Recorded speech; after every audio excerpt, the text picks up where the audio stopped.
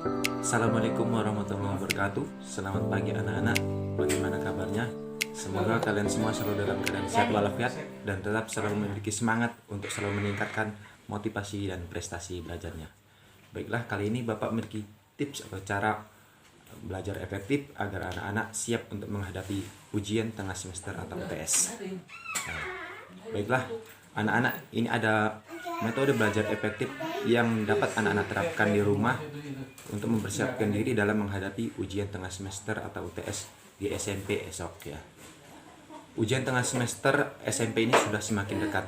Anak-anak tentu memiliki kewajiban untuk belajar yang efektif dalam rangka mempersiapkan diri menghadapi UTS besok. Meskipun saat ini dalam suasana pandemi, anak-anak masih belajar dari rumah. Anak-anak ini harus memiliki persiapan yang matang tentunya. Ya, anak-anak harus bisa belajar dengan baik dan tentunya ini harus memilih metode pembelajaran yang efektif. Karena itu, Bapak akan membagikan 5 tips belajar efektif yang dapat anak-anak terapkan, yang dapat anak-anak aplikasikan di rumah. Ya. Yang pertama adalah buat jadwal belajar. Buat jadwal belajar. Anak-anak menerapkannya, yaitu yang pertama adalah membuat jadwal belajar secara rinci.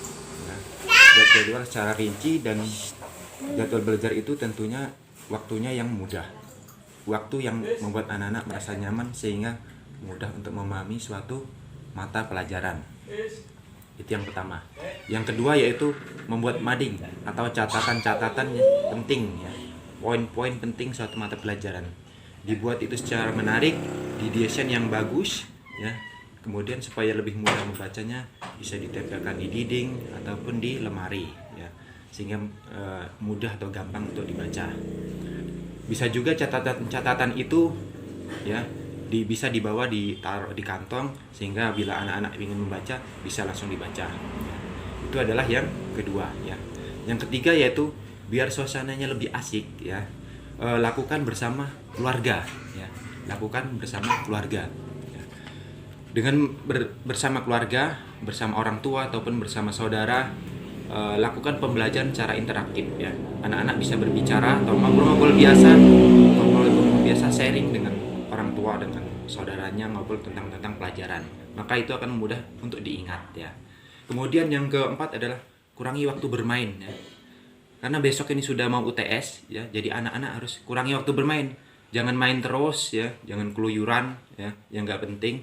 Anak-anak harus luangkan waktunya ya. Ganti waktu bermain dengan banyak membaca buku, banyak melatih mengerjakan soal, sehingga dengan begitu anak-anak akan memiliki kemampuan dalam mengerjakan soal-soal UTS ya. Kalau sama teman-temannya jangan lupa untuk tanyakan tentang pelajarannya ya. Sehingga apa-apa yang lupa ataupun apa-apa yang sudah tidak tahu, itu anak-anak bisa lebih mudah untuk mengerti dan memahami mata pelajaran yang susah ya. Kemudian yang kelima adalah manfaatkan teknologi sebagai sarana belajar. Nah, anak-anak punya smartphone, semua punya HP Android ya.